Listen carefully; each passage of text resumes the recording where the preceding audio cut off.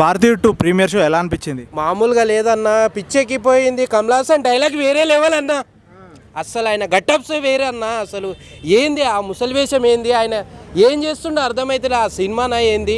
అందులో బంగారం కారు ఉంది, ఆ కారు గురించి వెయిట్ చేస్తున్నా, నాకు ఇచ్చేయండి గిఫ్ట్. కానీ కమల్ హాసన్ గారు వేరే డైలాగులు కానీ ఆయన గటప్స్ కానీ వేరే లెవెల్ ఉన్నాయి. అంటే లంచం తీసుకోవద్దని ఎలా చూపించారు, కరప్షన్ గురించి? ఆ కరప్షన్ జరగొద్దు ఇండియాలో కానీ ఎక్కడ ఈ వరల్డ్లోనే జరగొద్దు అని చూపించిండు.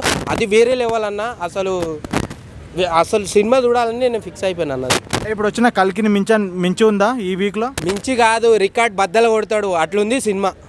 అది సిద్ధార్థ రోల్ ఎలా అనిపించింది? సిద్ధార్థ రోల్లో మంచి డైలాగులు ఇచ్చిండు, ఎమోషన్గా చెప్పిండు. ఆయన గిట్ట చాలా మంచిగా చెప్పిండు. ఆయన గిట్ట డైలాగ్స్ కానీ ఆయనకు ఒక రోల్ ఇచ్చింది చూడు, అది వేరే లెవెల్ అన్న.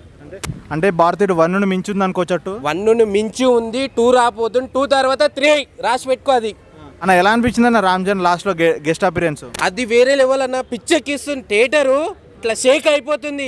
అట్లా ఉంటుంది చూడు నువ్వు అన్న. అసలు ఆ అన్న ఎంట్రీ వేరే లెవెల్. కమల్ హాసన్ కంటే వేరే మించి అట్లుంటుంది. కమల్ హాసన్ కంటే మించి ఉందా రామ్ చరణ్ ఎంట్రీకి థియేటర్ రెస్పాన్స్? ఆయన ఎంట్రీ చూస్తే పిచ్చని అయిపోతావు నువ్వు. అట్లుంది అన్న. అది ఒక మంచి బ్లాక్ బస్టర్ మూవీ పడ్డది అనుకోవచ్చా? బ్లాక్ బస్టర్ మూవీ పడ్డది ఆల్రెడీ. ఇంకా రికార్డ్స్ బద్దలైపోయినాయి అంతే, ఇక చెప్పాల్సిన అవసరం లేదు. అది